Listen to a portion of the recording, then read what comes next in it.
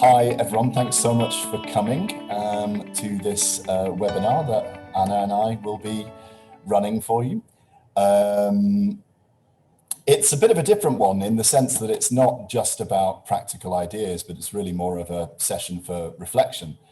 You may you may have realized we've been teaching under pretty different conditions for the last 15 months or so, which is why it was so nice to hear Lucia just before talking about having her one-to-one student at IH in the classroom we can see there. And because we're transitioning, I think it's a good time to take stock, and hence the webinar being about looking back and looking forward. So we've got a couple of questions in both directions, and our plan is for Anna and I to talk about our experiences.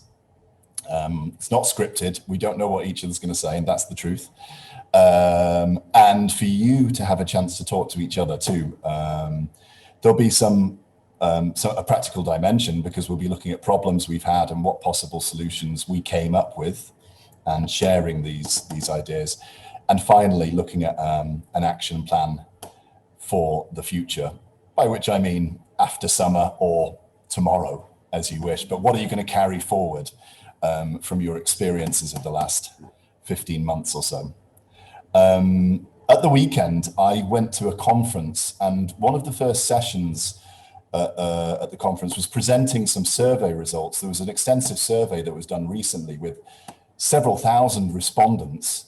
The survey was done, and I have to read this because I won't remember. It was done by the Professional Network Forum of the European Centre for Modern Languages of the Council of Europe. And there was lots of interesting data about how people felt about teaching online. And you could probably guess it was mixed. There were mixed feelings, and I mean genuinely mixed feelings. Like, some people really loved it. Some people found it challenging. But when they summarized the qualitative data, the comments that the teachers have wrote, there was definitely a sort of resounding message that came through. There were a lot of positive comments about teachers, from teachers, and how well we've done. And my favorite comment was simply, teachers are amazing. And I think we can and should be proud of ourselves, because I think we are, frankly. We've done a really, the way we pulled together over the last year was something quite remarkable in my experience. And I hope you've had similarly positive experiences, even while it's been challenging. Can you give us a nod if you have? I hope you've been impressed by yourself, is the short version of that. Okay, so as mentioned, we'll be looking back first of all. And the first question that I have for us is, what has been challenging about the shift to online teaching in the last year? Of course, I say shift. For some people, it wasn't so much of a shift, but for most of us, it was something new. So I would like us to brainstorm some areas, and perhaps if you wouldn't mind putting your ideas in the chat, that would be fantastic. But Anna, can we think of one idea first of all? What's something that's been challenging about the shift to online teaching? For me, managing open class stages, which is something that I used to think I was really good at. And then I had my first Zoom lesson and I was like, wow, what's happening? Right, so the plenary slots feel different on Zoom, right? And you got to think about the techniques you're going to do. Okay, so that's one idea, and I hope we can come up with, I don't know, 7 or 8 ideas. So please don't be shy. Please tap away into the chat something that you found challenging in the last year. And this is some of the raw material we'll be dealing with in the session. And Anna, you'll read out some ideas to me, right? So I can add them to the Jamboard. Yeah, we'll do. Okay. And yeah, I'm happy to wait for a minute or so if you need thinking time. Okay, so we've got a few ideas coming up already, like work-life balance. Yeah. Yeah. And then assessment, how you do assessment online. Non-verbal feedback from students. You mean the lack thereof, or? Yeah. Okay, so there is a time management when using breakout rooms. Feeling overwhelmed by resources. You guys are really good, by the way. Thank you for giving us all these ideas. Yes, that awkward moment when the ideas from the participants feel better than your own. Let me just check if there's... Yeah, if there's one or two more, that's great. Otherwise, we can close this part. Okay, let's set this last one. So motivation for speaking. Okay, good. I've arranged that in a slightly random way, but it doesn't really matter. Okay, so that's the final one, Anna, is that right? Yeah, because there's stuff that we're not going to be able to cover, but that's yeah, sure. Sample. Okay, good. So we have a number of areas, and we'll pull some of these across, right, into the next frame in a moment. Here are some of the areas that we already came up with. We'll transfer more shortly. Areas that I think have been common problems that various teachers have had with teaching online, and they include areas that we felt were problematic. And Anna and I would like to talk about these, and we've got 2 areas each. We know what each other's areas are, but we don't know anything else in terms of what we're going to say about it. So it's a speaking exercise for us and a listening exercise for you. And that means you need a task, and your task is the following. Listen to us. There's more to it. Listen to us and see if you identify with these problems. Have you had similar problems? And do you identify with the solutions as well? Because we'll move on to this second question. How have we tried to mitigate or address the problems that we've had? And after we've talked for a few minutes, we'll be asking you to choose areas for yourself and to discuss them in breakout rooms. Okay. So, Anna, what's an area that's challenged you? Do you want to go first? I'm curious to hear. Well, you mentioned, the one you gave as an example is presumably one of them, right? Yeah. Can I start with another one? Yeah. Can I start with monitoring breakout rooms? Because again, this is something that used to feel like so natural to me. I would stand in a classroom, stand next to these guys, listen to those guys, look at those guys, and kind of know what's going on sort of everywhere. And you can't do that in breakout rooms, can you? No, you can't. It's, and someone mentioned time management, and I think that's part of it, isn't it? That sense of lag. And it creates a certain level of anxiety that I don't know what they're doing. I suppose there's an illusion there, because are we really paying attention to all groups when we monitor in the classroom anyway? But nonetheless, it's comforting to be able to look over and see what the students on the other side of the claroom are doing. Yeah, I know what you mean about the illusion, but and also it's easier to see when people are stuck, when people need help, and it's just very different with this wall actually being there that you can't. Did you find anything that helped you with it, or? Well, so one thing I did is just realizing that pair work and breakout rooms are not the same thing, So I would have a 30-second pair work, and I'm not going to have a 30-second breakout room in a Zoom lesson because it's not worth it, or it's not going to work. And, it depends on the class setups, because if it's a small online lesson, we could probably set up breakout rooms, and then just like you do in real teaching, you could do a quick sweep, check into each room and just see that everyone's on task. But if you've got your high school class, 18 students in pairs, you can't go into the 9 rooms, because then the activity is going to be over by the time you've done that.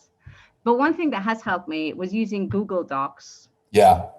So have a separate Google document for each breakout room. And then you can actually see what's happening in the Google documents without going into the rooms. And then when you see something really weird is happening in one of the Google documents, and you can go into that room. Yeah. That's help loads. I agree. Something like Google Docs or Jamboard, which we'll come to, where you can sort of see behind the scenes what's going on in each room, is a really good way. It really helps with that. What's an area that has been challenging for you, Neil? Well, I'm not a technophobe, but in my teaching, I've always been pretty low tech. I like listening to learners and writing stuff on a whiteboard, and that's really a summary of my teaching. So there was quite a learning curve in getting used to the different things. And I think when I started, everyone was using PPTs primarily. Well, not everyone, but a lot of the people around me. And I kind of felt a bit stifled by that. It might be my misuse of a PPT for presentations and everything. It just wasn't working for me. And And I was somehow searching for the tool that had my name written all over it, or that would work for my style. In other words, that would be simple enough for an idiot, but something you could do various things with, and it would really function as a whiteboard. Because I don't like the Zoom board either at all, personally. Yeah, I hear you. Yeah, and did you find it? Jamboard. Anyone who knows me knows I was leading up to this point. So what we're using today, Jamboard, is for me has been the best thing that I've found over the year in terms of supporting my teaching and supporting some of the areas that interest me, like task-based learning and so on and so forth, because it's an interactive whiteboard, essentially, that has limited functionality, but you can play around with it enough to make it look more attractive, or do different things with it, upload images, play around with the images, and so on and so forth. So that was for me, yeah. I think the solution. Do you think we've talked enough? Yeah, I do. Yeah, see, we're not going to go into our second area then in that case. Okay, so what is the task? Yes, well, basically the task has just been demonstrated for you. So how much more do you want me to say to you? You'll be getting a copy of the Jamboard in a second, and you'll have viewing rights, basically. But the idea is to look at this frame primarily. You can move from frame to frame, but look at this frame, which is frame 3. If you see up in the top here, frame 3 of the Jamboard, because this is where we're putting all of the ideas.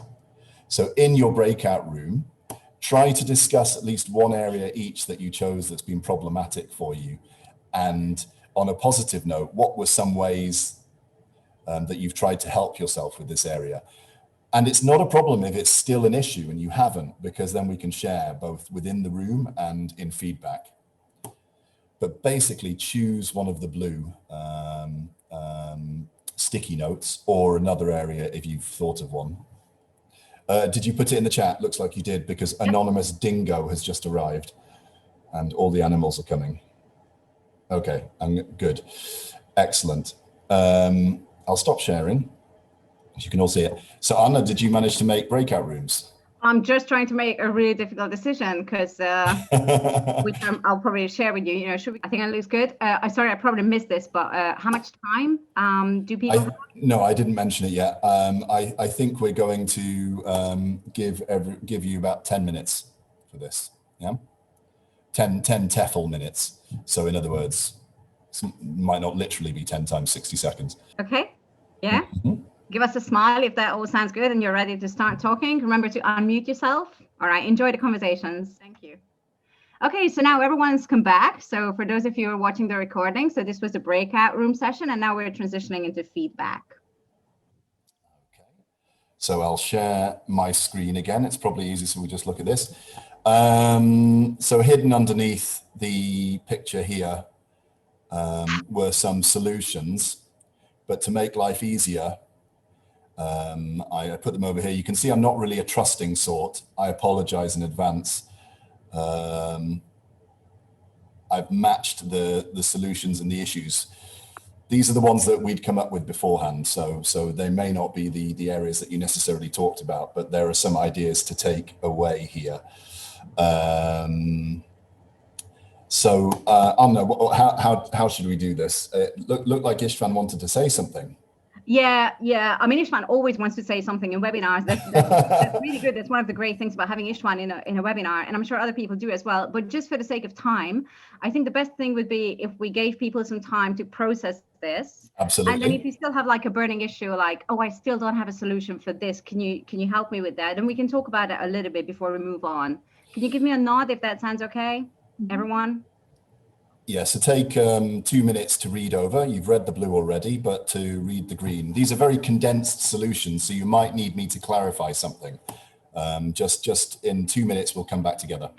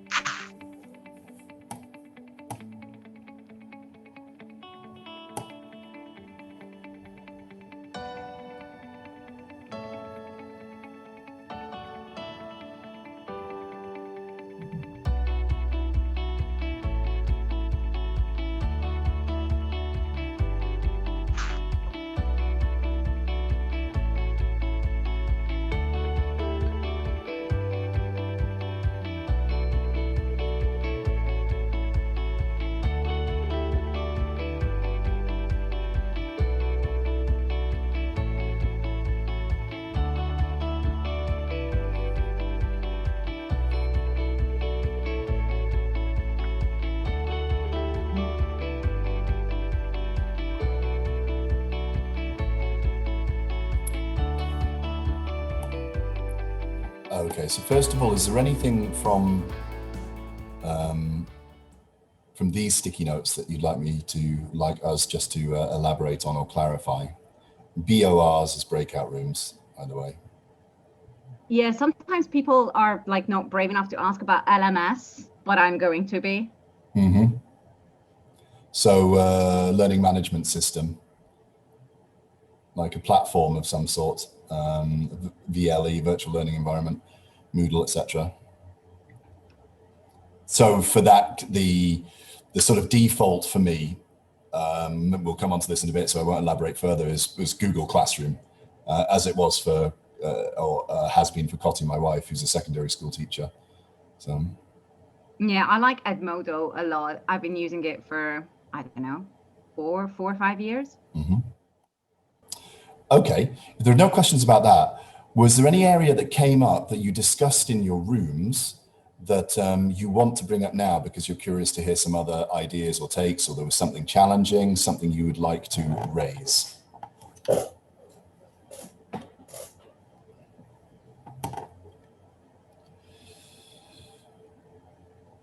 I've just had my 5 Mississippis, so that's our online waiting time as well. Is that right for you?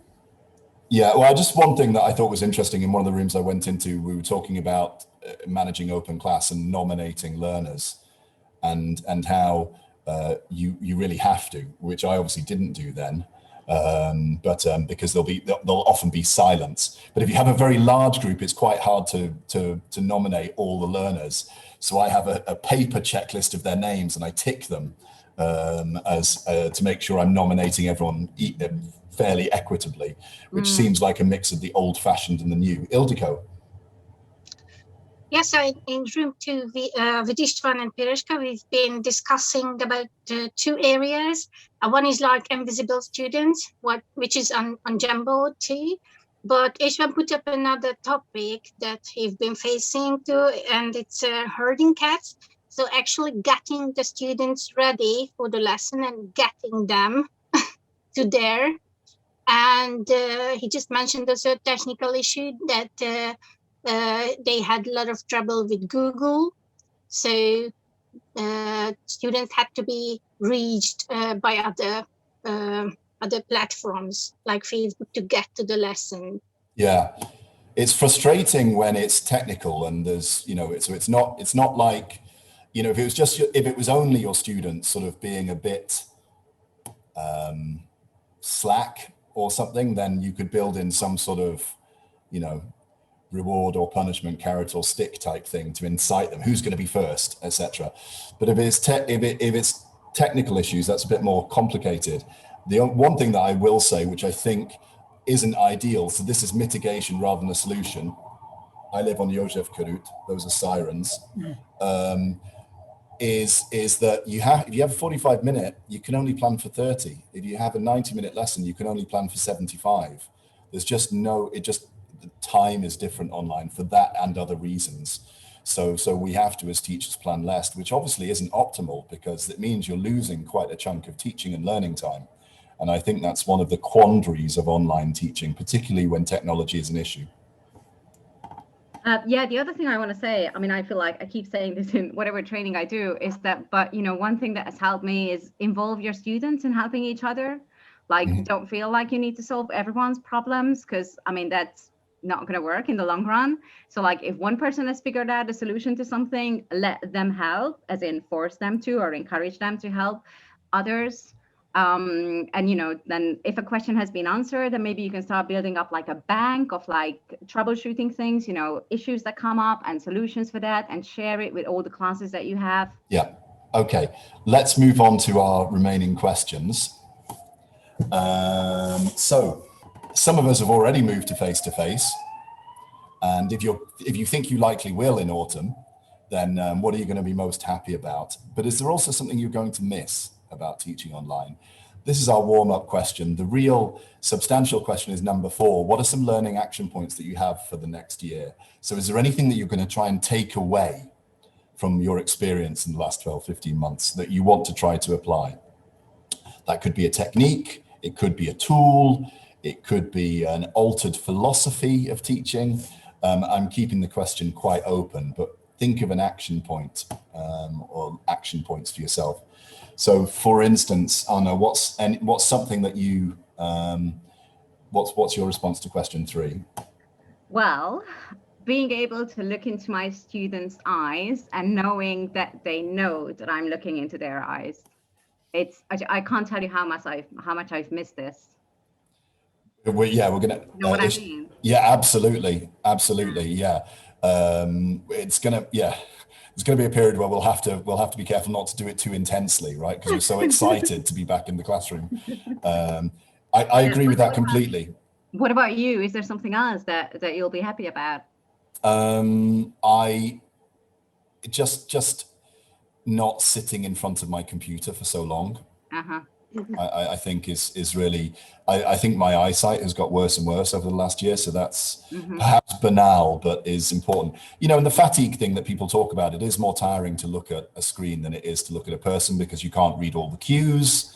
You can't fully understand what they're thinking or doing. So just being in the classroom and just absorbing the body language, even the olfactory signals. Yeah, I think is gonna be good.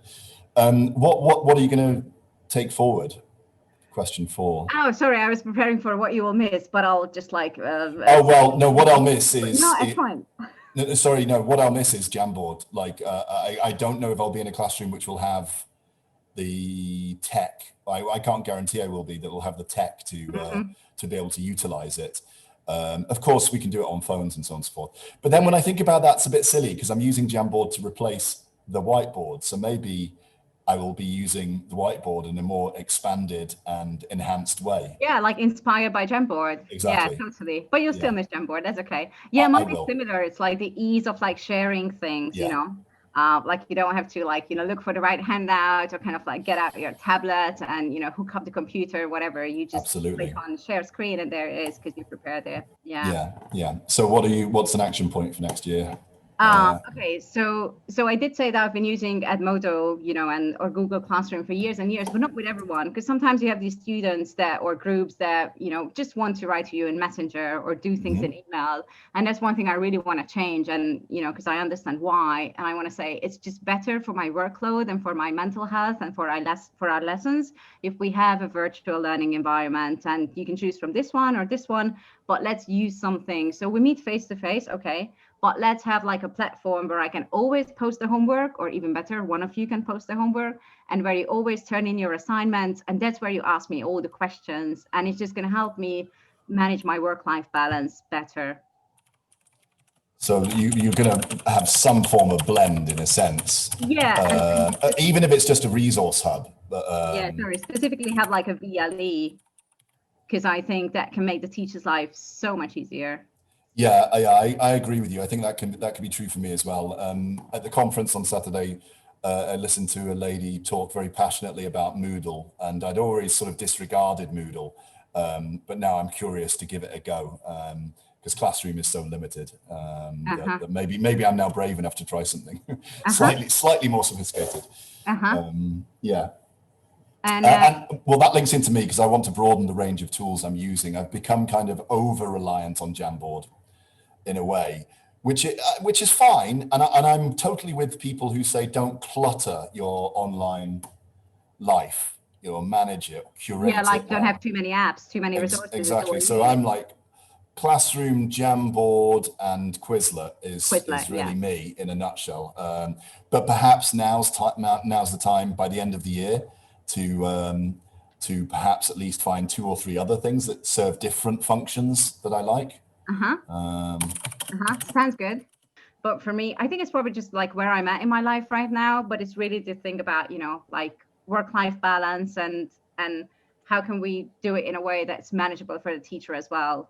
Especially, I said at the beginning, I'm kind of thinking about going back into high school teaching. So that will need to work somehow. So how do we boil this down? What are you talking about? Trying to get you want learners to do more on their own, or? Yeah, so learner autonomy is something that I think we have kind of been forced to engage with more, because there's only so much you can do in the classroom. So there were things that you delegated to students. And so I think we can keep that even if it's face to face, just like believe in students that they can do a lot of the things on their own with the right support and not necessarily in the lesson with our help. Does that make sense? Absolutely. Yeah, absolutely does. So there's our record from our brief version. So we both, all of us, i.e. both of us, are interested in some sort of VLE and exploring that. You're interested in expanding options for learner autonomy, and I'm interested in expanding tools into further tools and further areas to enhance my teaching. So that's a demonstration of the last phase of the session, where we'll put you in rooms. This time you're going to have editing rights. So I'll just quickly grant that to everyone by clicking the share in the top right-hand corner and then changing the rights from viewer to editor. And the board you've got open is perfectly good. You can now just delete all of our good work if you're feeling reckless.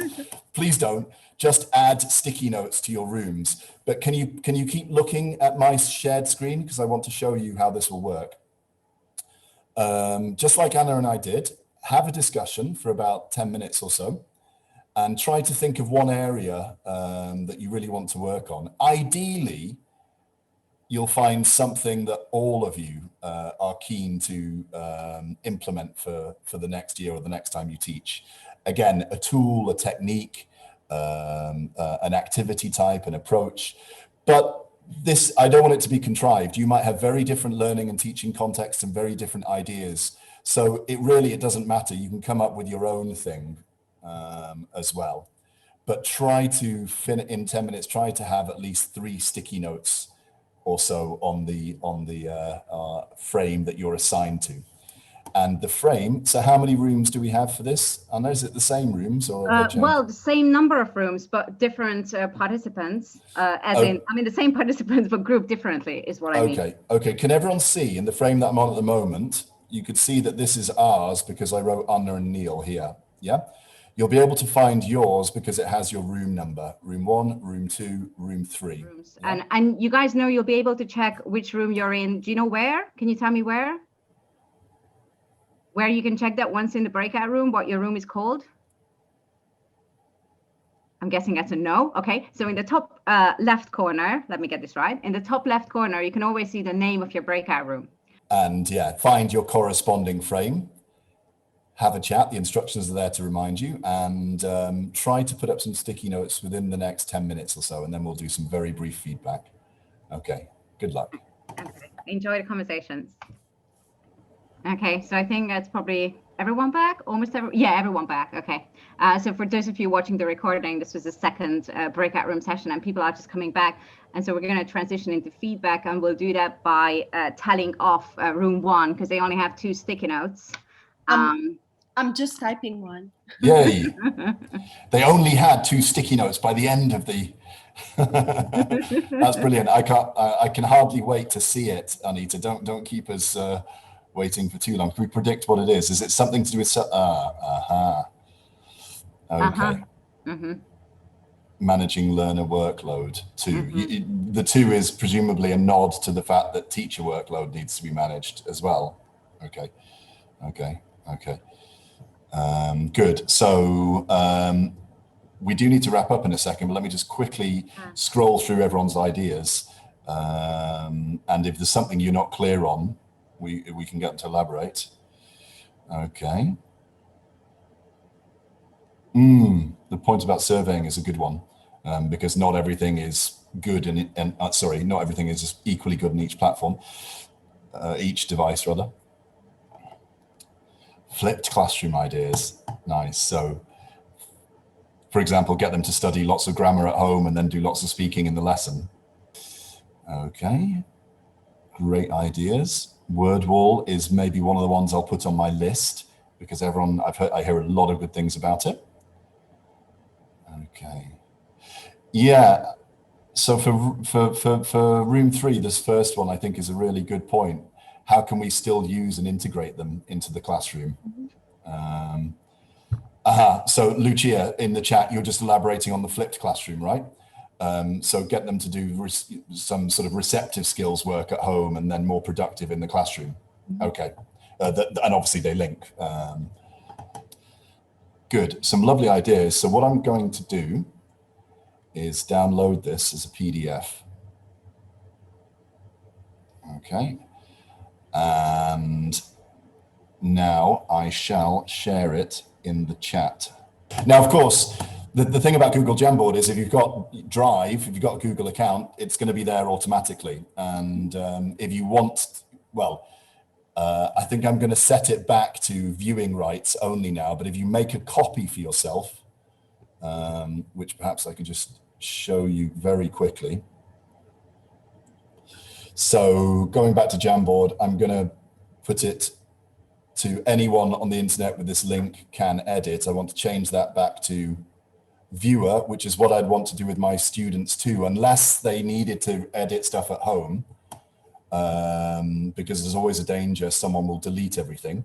So now you've only got viewing rights again. But if there was something, if you see a nice Jamboard from a training session or any other context, you can click the 3 dots, make a copy, and then that copy of Looking Back and Looking Forward webinar, or whatever it's titled, is yours to edit as you wish.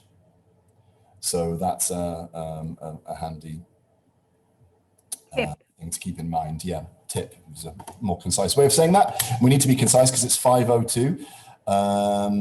Thanks so much for coming to this very short webinar looking at a big area, but I hope you got something out of it. And it was really nice hearing your ideas in the rooms and hearing your sharing and your conversations. And thanks for putting some of that onto the board so you've got a record for the future. Amna?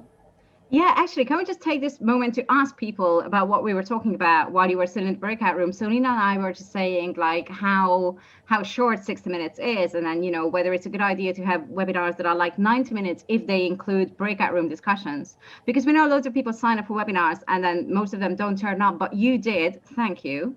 So you who do devote your time to webinars, like, would you consider coming if it was 90 minutes and it would mean that you can chat longer to people? Can you give me a nod or a shake of the head, depending on how you feel about this? I'm seeing nods mostly. That's good. All right, we'll keep that in mind. That was representative. Thank you. Okay, wonderful. Well, that was 63. So thank you for your time and patience, and have a lovely evening. Goodbye. Bye. Bye.